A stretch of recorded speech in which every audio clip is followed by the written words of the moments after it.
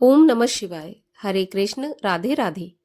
स्वागत है आपका एक बार फिर मेरे चैनल द रिलीजियस लाइफ में। भोलेनाथ की कृपा आप पर और आपके परिवार पर हमेशा बनी रहे। दोस्तों, आज की वीडियो में आप सुनेंगे शिव पुराण के 13वें और 14वें अध्याय की कथा। कथा शुरू करने से पहले हमेशा की तरह आपसे अनुरोध है कि अगर अभी तक आपने मेरे चैनल को सब्सक्राइब नहीं किया है, पहली बार मेरे चैनल पर आए हैं, तो कृपया चैनल को सब्सक्राइब कर लें और आगे की कथा सुनने के लिए चैनल से जुड़े रहें। वीडियो अगर अच्छा लगे तो वीडियो को लाइक करें और ज़्यादा से ज़्यादा शेयर भी करें। तो चलिए अब हम शुरू करते हैं शिव पुराण के 13वें और 14वें अध्याय की कथा। यज्ञदत्त जब कभी अपने घर अपनी पत्नी से गुणनिधि के बारे में पूछता कि इस समय गुणनिधि कहाँ है, तो वह सदा झूठ बोल देती थी और कह देती थी कि घर से बाहर गया हुआ है, या तो वह कहीं स्नान आदि कर रहा होगा या देव मंदिर में बैठकर भगवान का पूजन कर रहा होगा। यज्ञदत्त अपने पुत्र के संबंध में इस प्रकार सदा अंधेरे में रहा और असली भेद न जानते हुए उसने गृह सूत्र के अनुसार गुणनिधि का विवाह भी कर दिया। विवाह हो जाने के बाद यज्ञदत्त की पत्नी सदा पुत्र को समझाती कि तुम्हारे पिता बड़े महात्मा हैं, अतएव उसके साथ ही साथ बड़े भारी क्रोधी भी हैं। जब उनको तुम्हारे बारे में मालूम होगा तो इसके लिए तुम्हें और मुझे दोनों को दंड देंगे। तुम्हारा कुल बड़ा पवित्र है, फिर तुम ऐसे बुरे काम क्यों करते हो? मेरे बच्चे, तुम्हारा कल्याण इन बुरे कामों में छोड़ देने में ही है, परंतु गुणनिधि पर माँ के समझाने का कोई प्रभाव न पड़ता। जब कभी भी यज्ञदत्त अपनी पत्नी से अपने पुत्र के बारे में पूछता, वह बात बनाकर उसको टाल देती। आखिर कब तक एक दिन उसने अपने पिता की अंगूठी चुराकर किसी जुआरी को दे दी। जब यज्ञदत्त ने उस जुआरी से पूछा कि यह अंगूठी उसके हाथ में कैसे आई, तो जुआरी ने यज्ञदत्त से कहा कि उसने उनकी अंगूठी चुराई नहीं है, परंतु उसके यहाँ तो ऐसी बहुत सी अंगूठियां मौजूद है। क्या मेरी अंगूठी देखकर आपकी नीयत बिगड़ रही है? यज्ञदत्त ने जुआरी की बात सुनकर कहा, सुनो, यह अंगूठी मेरी है और मुझे राजा के यहाँ से मिली है।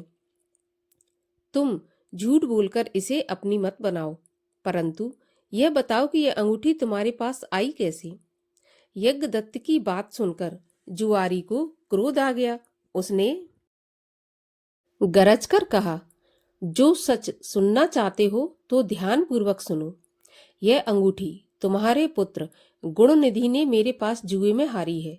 उसने यही अंगूठी ही नहीं हारी, किंतु आज तक जुए में बहुत से साधन चुराकर हारा है। आप जितने ही सज्जन साधु धर्मात्मा हैं, आपका पुत्र उतना ही बड़ा बदमाश है। देखना इस बात का है कि आप इतने बड़े विद्वान होते हुए भी आज तक अपने पुत्र की करतूतों को कैसे नहीं जान सके। जुआरी की बात सुनकर यज्ञदत्त का शर्म के मारे बुरा हाल हो गया।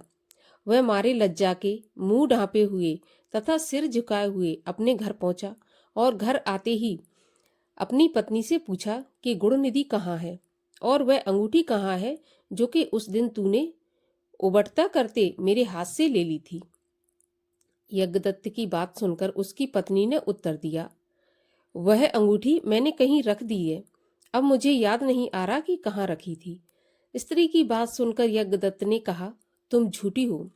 जब कभी मैंने तुमसे गुणनिधि के बारे में पूछा, तुमने मुझे बात बनाकर टालने की कोशिश की। अच्छा, तुम अंगूठी की बात जाने दो और मुझे बताओ कि घर का और बहुमूल्य सामान कहाँ है। न जाने मेरे किन पापों के कारण मेरे यहाँ ऐसा पुत्र उत्पन्न हुआ। फिर जब उसने घर का दूसरा कीमती सामान देखा तो मालूम हुआ कि सभी बहुमूल्य वस्तुएं गायब थीं। इस यज्ञदत्त ने हाथ में जल लेकर पत्नी और पुत्र को तिलांजलि दे दी और एक ब्राह्मण की कन्या से अपना दूसरा विवाह भी कर लिया। जब गुणनिधि को मालूम हुआ कि उसके पिता पर सारा भेद खुल गया है और उसे और उसकी मां को तिलांजलि दे दी है, तो उसको बड़ा दुख हुआ। वह अपनी करनी पर पछताने लगा। वह भूखा प्यासा एक शिव मंदिर के पास आकर बैठ गया। उस दिन शिवरात्रि का व्रत था। लोगों ने शिव का पूजन किया, फिर तरह तरह के पकवान तथा खाद्य सामग्री ऊपर चढ़ाई। जब लोग भगवान का पूजन आदि करके मंदिर में ही सो गए तो गुणनिधि ने मंदिर के भीतर प्रवेश किया और खाने पीने का सामान उठाकर बाहर की ओर भागा। मगर चलते चलते उसका पैर एक सोते हुए शिव भक्त से टकरा गया। फिर क्या था, उस भक्त ने चोर चोर का शब्द सुनकर सभी लोग जाग उठे और दौड़ते हुए गुणनिधि का पीछा करने लगे। बहुत से नागरिक भी उन भक्तों के साथ मिल गए। अंत में उन लोगों ने दौड़ते हुए गुणनिधि को पकड़ लिया और सबने मिलकर उसको ऐसा मारा कि वह मर गया। उसके मरने के साथ ही यमदूतों ने आकर उसे घेर लिया और निर्दयता पूर्वक उसे मारने लगे। उधर भगवान सदाशिव ने अपने गण से कहा, यदि गुणनिधि बड़ा पापी, दुराचारी और कुकर्मी है, फिर भी उसने शिवरात्रि का व्रत रखकर जागरण किया, हमारे पूजन को देखा, हमारे दर्शन किए हैं। दीपक से लिंग के शरीर पर गिरती हुई छाया को इसने निवारण किया है। रात्रि में अपना वस्त्र फाड़कर उसमें बत्ती डाली।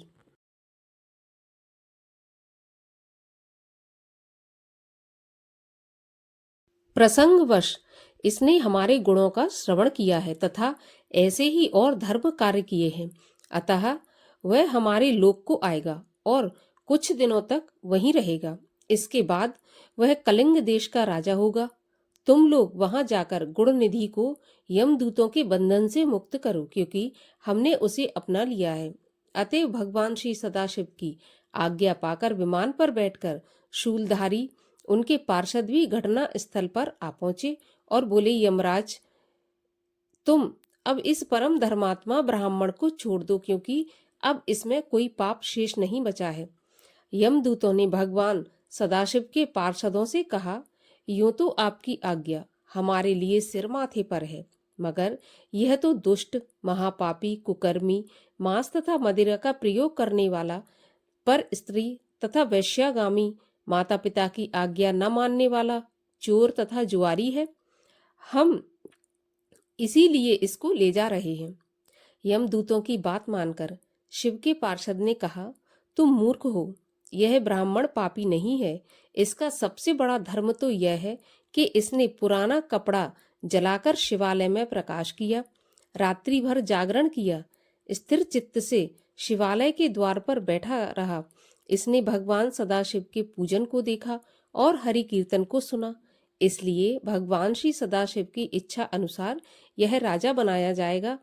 और इस प्रकार कहने के बाद भगवान श्री सदाशिव के पार्षद गुणनिधि को अपने साथ ले गए। अब इसके आगे की कथा हम सुनेंगे अगले वीडियो में। गुणनिधि के साथ क्या हुआ, भगवान की कृपा से उसे क्या मिला, ये सब हम अगली कथा में जानेंगे। तो अगली कथा सुनने के लिए चैनल को जरूर सब्सक्राइब कर लीजिए। आज का वीडियो अच्छा लगा हो तो लाइक जरूर कीजिए और ज्यादा से ज्यादा शेयर भी कर दीजिए। तो चलिए अब हम मिलते हैं अगले वीडियो में। तब तक के लिए ओम नमः शिवाय।